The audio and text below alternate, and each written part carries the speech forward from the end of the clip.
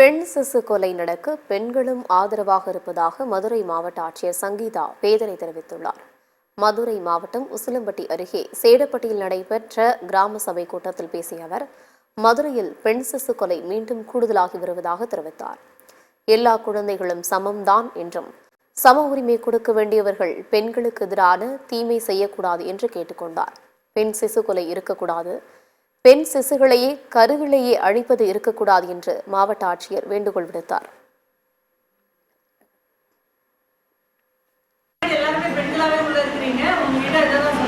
பெண்கள் குழந்தைகளுக்கு எதிரான அநீதின்றது நம்ம எல்லாரும் வந்து பாலியல் அநீதியை மட்டும் சொல்றோம் இல்ல.